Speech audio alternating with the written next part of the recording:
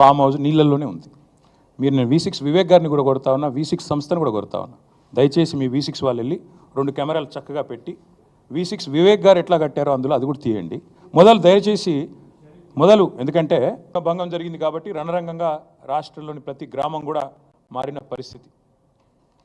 ఇవి మాఫీ మంటలు అనే పేరిట మాఫీ అని చెప్పి మోసం చేస్తున్న వైనం ఏదైతుందో దాని మీద ఒకవైపు, మరొక వైపు ఎక్కడికక్కడ నిరాహార దీక్షలు, ధర్నాలు, నిరసనలు. ఇది ఎవ్వరు ఏ పార్టీ ప్రేరేపించింది కాదు.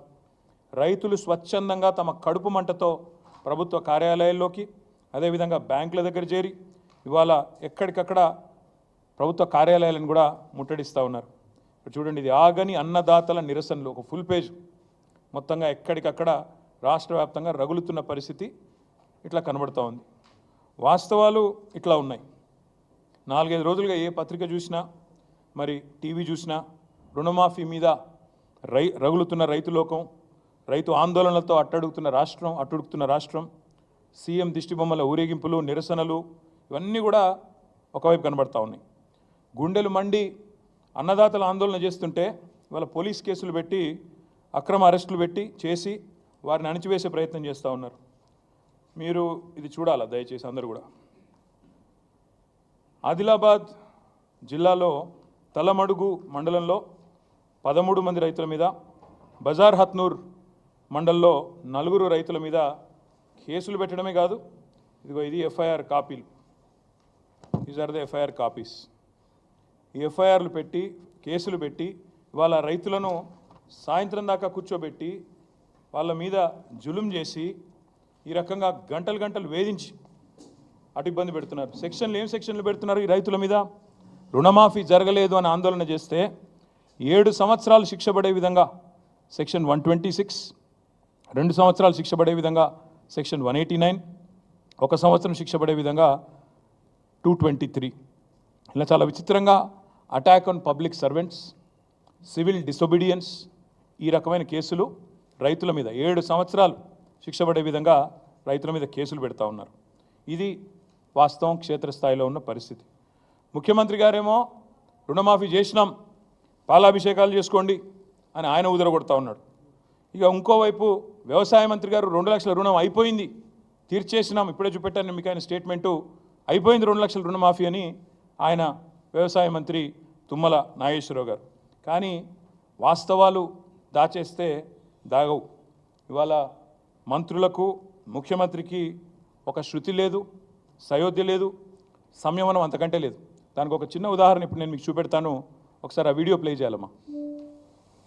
తిరగకంటే ముందే తెలంగాణ రాష్ట్రంలో ఉన్న లక్షలాది మంది రైతాంగానికి 2 లక్షల రూపాయల రుణమాఫీ, 31,000 కోట్ల రూపాయలను వారికి రుణ విముక్తులను చేసి బ్యాంకుల నుంచి వాళ్లకు స్వేచ్ఛను ప్రసాదించి నా తెలంగాణ రైతాంగం ఈనాడు తెలంగాణ రాష్ట్రంలో రుణ విముక్తులై స్వేచ్ఛా వాయువులు పీల్చుకునే విధంగా ఈనాడు కాంగ్రెస్ పార్టీ నిర్ణయం తీసుకున్నది. మిత్రులారా, కొన్ని ఏదైతే సాంకేతిక కారణాల వల్ల రుణమాఫీ జరగలేదు, వాళ్ళకి 100% మేము రుణమాఫీ 2 లక్షల రూపాయల వరకు చేస్తామని చెప్పి మనం హామీ ఇస్తున్నాం.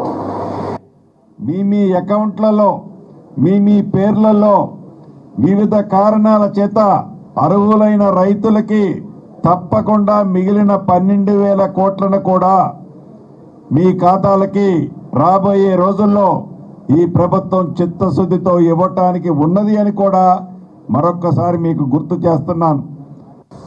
But his statistics is saying that so far only 7,500 crores only have been renewed and given to the farmers. So I request మీరు దాదాపుగా ముఖ్యమంత్రి గారు మాట్లాడిన మాట ఇప్పుడే నేను చూపెట్టాను. వ్యవసాయ మంత్రి తీయండి.